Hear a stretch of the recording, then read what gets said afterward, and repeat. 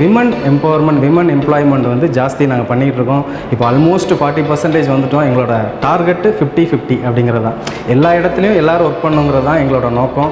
உதாரணத்துக்கு எந்த கம்பெனிலையும் இல்லாமல் எங்கள் கம்பெனியில் பார்த்திங்கன்னா லேத் ஆப்ரேட்டர்லேருந்து வெல்டிங் ப்ராசஸ் வரைக்கும் லேடிஸ் ரன் பண்ணுறாங்க.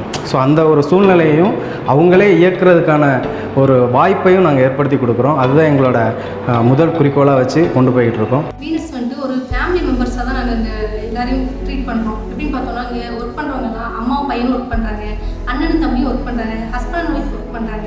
லேடிஸ்க்குன்னு வந்துட்டு நிறைய சேஃப்டி விஷயத்தில் நிறைய ஸ்கீம்ஸ் கொடுத்துருக்காங்க. என்னென்னு பார்த்தோம் அப்படின்னா லேடிஸ்க்கு எந்த விதமான செக்ஸுவல் ஹராஸ்மெண்ட்டும் பிரச்சனைகள் வரக்கூடாது அப்படிங்கிறதுக்காக 7 பேர் கொண்ட ஒரு டீமை வந்துட்டு ஃபார்ம் பண்ணியிருக்கோம். அந்த டீம் மூலமாக லேடிஸ்க்கு எந்த பிரச்சனைகள் இருந்தாலும் உடனடியாக ஸ்டார்ட் அவுட் பண்ணுறதுக்காக ஃபார்ம் பண்ணியிருக்கோம். லேடிஸ் தனி ஹெச்ஆர் டீம் இருக்குது, செக்யூரிட்டி தனியாக லேடிஸ்க்குன்னு போட்டிருக்காங்க, லேடிஸை செக் பண்ணுறதுக்கு, லேடிஸ்க்கு பாதுகாப்புக்காக. அது மட்டும் இல்லாமல் லேடிஸ் சூப்பர்வைசர் டீமும் ப்ரொவைட் பண்ணியிருக்காங்க. ஆனால் நாங்கள் வரீங்கள ரொம்ப கஷ்டத்தோடு தான் வந்தேன். ஆனால் நாங்கள் வேலை பார்த்த உடனே கொஞ்சம் நல்லா இருந்தேன். ஆனால் என் மாப்பிள்ளையும் இறந்து போயிடுச்சு. ஆனால் என் பிள்ளைகள் 2 சின்ன சின்ன பிள்ளைகள் தான். ஆனால் நாங்கள் வேலை பார்த்து நான் என் பிள்ளைகளை படிக்க வச்சு வளர்த்து படிக்க வச்சு அதுக்கு இப்போ நல்லா இருக்குதுங்க. ஆனால் நான் இந்த வேலைக்குன்னு வரப்போ தான் நான் யாருக்கிட்டையும் நான் போய் நிற்கலை, எங்கள் சொந்தக்காரங்கக்கிட்டேயே யாருக்கிட்டையும் போய் நிற்கலை. நம்மளுக்குன்னு ஒரு புரிதலை இருக்குது அப்படின்ட்டு இந்த வேலை இல்லைன்னா நாங்கள் ரொம்ப கஷ்டப்பட்டோம். இந்த வேலையை வச்சு நாங்கள் நல்லா இருக்கோம்.